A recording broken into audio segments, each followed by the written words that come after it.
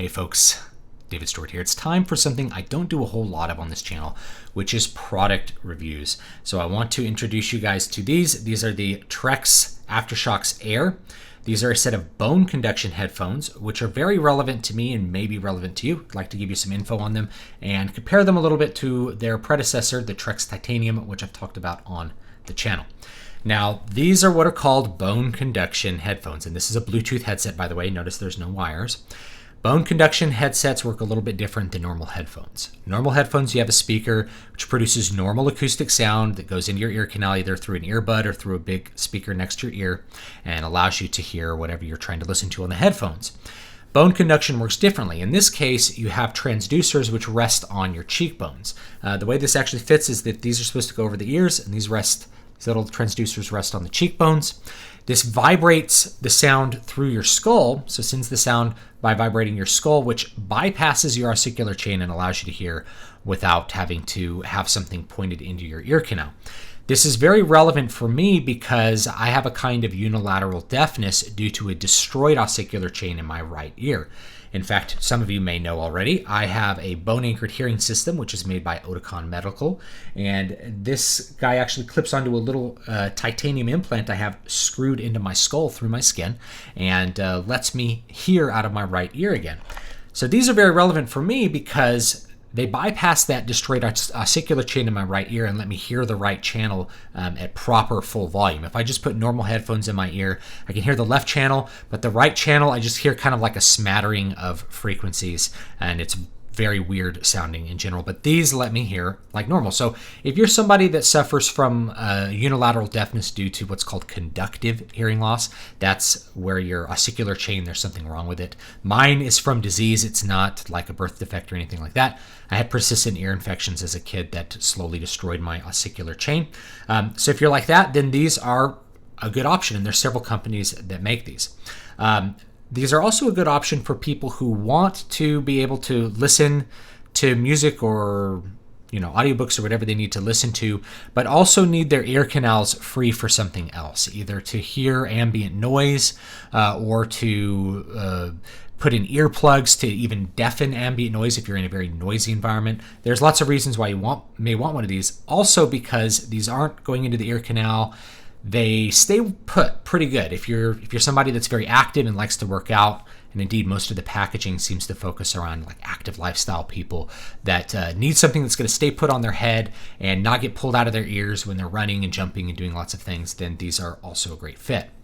Now, I do want to give some info on these compared to the previous version. So the reason that I have a new headset is that these, which are my old ones, the Trekz Titanium Aftershokz, they broke. And they didn't break in anything other than a physical capacity right here. So there's a little piece of plastic that supports a piece of titanium wire going here and keeps it stiff, and that broke. And so when that is broken, the transducer no longer pushes against the cheek in a way that will allow me to hear the sound properly. It basically cuts out that channel. I'm not going to complain too much about that failure because I used these for something like almost 4 years. 4 years of use, actually I think more than 4 years. 4 years of use for me for any product that I've used basically on a daily basis is really good. So these really stood up to a lot of use and abuse. And in fact, I was probably going to have to retire them soon anyway because the battery has started to pop up. Like you can see that little lump right there in the camera. That's the internal battery starting to expand. So if you have used like a phone for a really long time and had the back pop up, like on the older flip phones, I've had this several times. Those older lithium-ion batteries will start to puff up as they get old, and so I would have had to replace this one eventually anyway due to the battery wearing out. And there's no way that I know of to change the battery.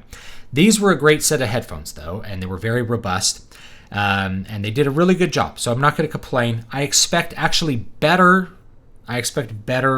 performance out of these in terms of their wearability because you notice they've removed that extra set of plastic that was supporting the wire here. It's just all wire. So you're not going to have a piece of plastic break right here and make you lose some of the force that's needed for these transducers to work. They have to kind of be pressed down rather firmly for them to work.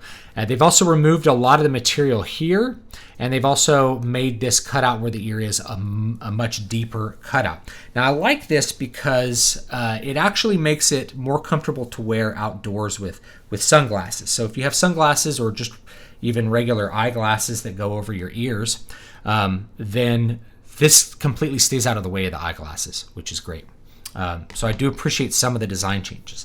Now it's time for the bad. The bad news is these do not sound as good as the old ones, and there's several reasons for this. First of all, they haven't really upgraded the transducers from this original version. So I'd say the transducers are probably the exact same quality, which is to say they're okay. Depending on what kind of music you want to listen to in a headset like this, it's going to be bad or good. If you're listening to very loud, maximized music like heavy metal, especially modern heavy metal, these just don't sound very good. I listened to the new Abbath album on these, and I thought the Abbath album had terrible production, but I realized it was a function of the headphones. But I've listened to things that aren't maximized, aren't part of that Volume Wars sound production, like the new Sabaton album, and it sounded great on these. So you're a little more limited as to what kind of music is going to sound good on these. And this has to do with the way that the sound is transmitted. Because it's going through your flesh, the high end tends to be much more rolled off. As a result, if these aren't pressed really hard, it'll sound very washed out at the high end, not clear. You crank it up very loud, and then there's lots of mid-range distortion and high-end distortion in order to try to get that much volume to go through your flesh and into your bone, and then vibrate all the way through the bone to where your cochlea is and produce that sound. So these actually sound really good for, say, audiobooks. They sound really good for classical music. So when I listen to lute music on these in a quiet environment, like if I'm taking a walk or a run, these sound really good. If I'm trying to listen to most kinds of metal, which is, I listen to a lot of Baroque music and a lot of heavy metal, then these don't really sound good. And that was my complaint with the original version too. Now there's one more complaint, which is that these, compared to the old version, these just don't push down very hard on your skull. They've removed a whole lot of material from this. If you just compare these two side by side, you'll see that they've actually removed not just the plastic up top on these old ones, but also they've made the band going all the way around much smaller. Everything on this is much smaller. The sides were big on the old one. The sides are small on these. This is kind of part of a design trend that's been going on for a while. Make everything smaller, lighter, less intrusive. The problem is when you're doing bone conduction transducers, the amount of pressure that they put has a radical impact on how loud and how clear the sound is. The more it's pressed into your skull, the louder and clearer it is, particularly on the high end, which is where all the definition of sound and speech is. These do not press as hard as the old ones. Now, maybe that might be a comfort thing for lots of people. I have a really big head. I never found these uncomfortable to wear, even for multiple hours at a time. So these ones, there's just not as much pressure, which means they sound softer and just not as good as the old ones. There's some workarounds you can do. You can put like a headband or something on it. I can wrap a bandana around my head, and that will push it down harder on my skull to let me hear it a little bit clearer. But that's something I really shouldn't have to do for a headset that costs over $100, which this one does. It should work without me having to add anything to it to make it functional. So it was a little bit upsetting to put these on and have them be as quiet as they are and have the sound be worse than the older version. It's definitely a step backwards. So keep that in mind. I would recommend, if you could actually choose between the two, I'd probably get the older version, if you could find the older version new. And that's mostly because they end up sounding better because of their more robust design. This design choice to make it smaller, although it gets this part out of the way of your glasses, it just doesn't press down hard enough on your cheeks for the headphones to sound as good as they could. And that's unfortunate. So there you go, the Trekz Aftershokz Air. You can get them if you like, but I recommend the Trekz Titanium. I like these a little bit better. I used them for a long time before I actually wore them out.